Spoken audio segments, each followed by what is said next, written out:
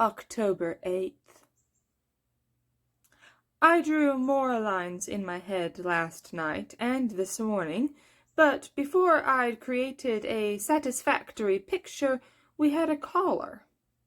I barked twice when the door chimes sounded, because it was expected of me.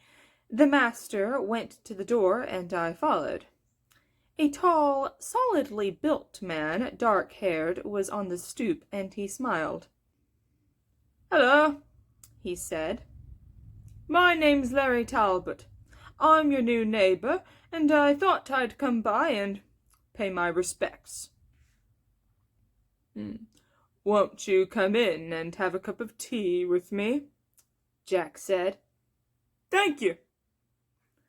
Jack led him into the parlor and seated him, excused himself, and went to the kitchen. I stayed in the parlor and watched. Talbot glanced several times at the palm of his hand. Then he studied me. "Good boy," he said. I opened my mouth, let my tongue hang out, and panted a few times. But I did not approach him. There was something about the way he smelled, an underlying suggestion of wildness, that puzzled me. Jack returned with a tray of tea and biscuits, and they chatted for a time about the neighborhood, the weather, the recent rash of grave robbings, the killings. I watched them, two big men, the air of predator about each, sipping their tea now and discussing the exotic flowers Talbot cultivated and how they might fare even indoors in this climate. Then came a terrible crash from the attic.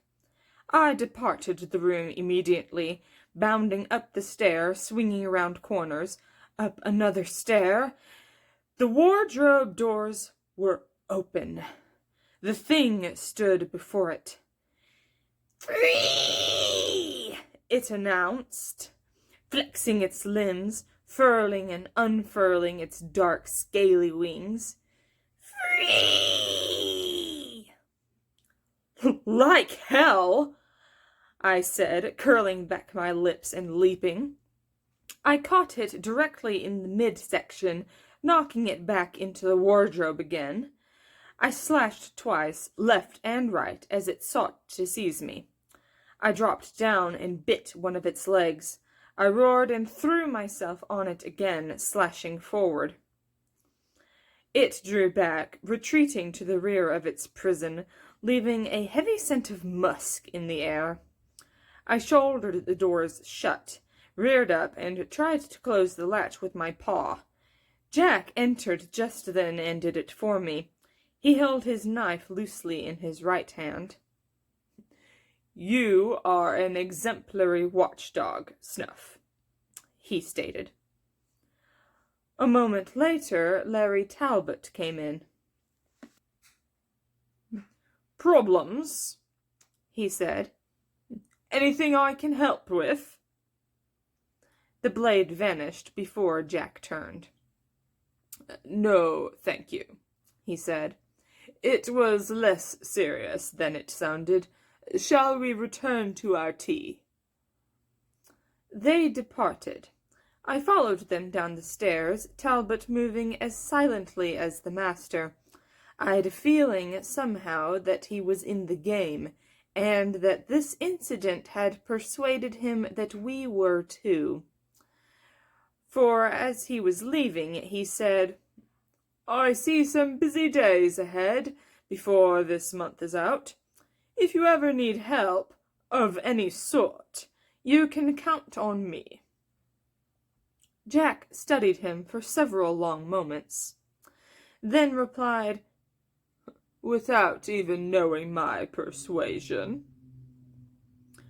"I think I know it," Talbot answered. "How?" "Good dog you've got there," Talbot said. "Knows how to close a door." Then he was gone. I followed him home, of course, to see whether he really lived where he said he did.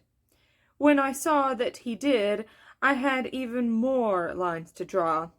Interesting ones now, though. He never turned and looked back, yet I knew that he could tell I was behind him all the way. Later, I lay in the yard drawing my lines. It had become a much more complicated enterprise. Footsteps approached along the road, halted. "Good dog," croaked an ancient voice. It was the druid. There followed a plop sound on the ground nearby, as something he'd tossed over the garden wall landed. "Good dog." I rose and inspected it as he passed on along his way. It was a piece of meat. Only the most wretched of alley hounds might not have been wary. The thing reeked of exotic additives. I picked it up carefully, bore it to a soft spot beneath a tree, dug a hole there, dropped it in, covered it. "Bravo!" came a sibilant voice from above. "I didn't think you'd fall for that one." I glanced up. Quicklime was coiled about a branch overhead. "How long have you been there?" I asked. "Since your first visitor came by, the big one. I'd been watching him. Is he in the game?" "I don't know. I think he may be, but it's hard to tell. He's a strange one. Doesn't seem to have a companion." "Maybe he's his own best friend. Speaking of which..." "Yes?" "The crazy witch's companion may be running out of steam about now." "What do you mean?" "Ding Dong Dell." "I don't follow you." "Literally, pussy's in the well." "Who threw her in?" "Macabre, full of sin." "Where is it?" "By the outhouse, full of shit. Back of Crazy Jill's place. Keeps it from going dry, I suppose." "Why tell me? You're the antisocial one." "I've played before," he hissed. "I know it's too early in the game to begin eliminating other players. One should wait until after the death of the moon. Macabre and Morris are new at it, though." I was on my feet and moving. "Pussyfoot, pussyfoot, wet, wet, wet." I heard him chanting as I ran off toward the hill. I mounted the hill and raced down it toward Crazy Jill's, the landscape flowing in a blur about me. I pushed my way through a hedge when I reached her place, sought quickly, located the roofed and rock-girt structure, bucket on its rim. I ran to its side, rested my forepaws upon the ledge, and peered down into it. There was a faint splashing sound below. "Gray!" I called. A very faint, "Down here," came to me. "Get off to the side! I'm going to drop the bucket," I called. The splashing grew louder and faster.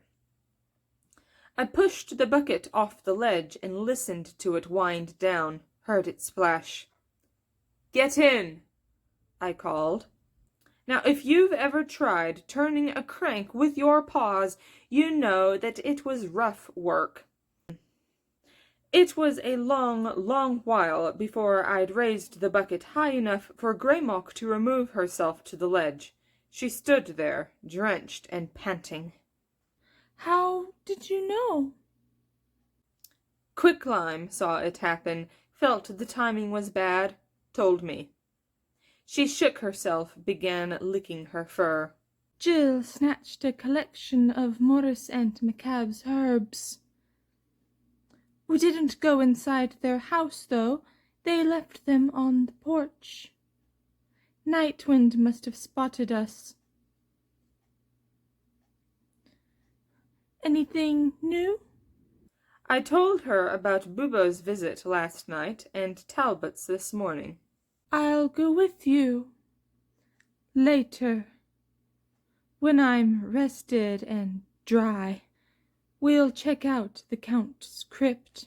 She shook herself again, licked again. In the meantime, I need a warm place and some cat-nappery. I'll see you later, then. I have to check on some things around the house. I'll come by. I left her there near the outhouse. As I was making my way through the hedge, she called out, Oh, by the way, thanks. "De nada," I said, and moved on up the hill.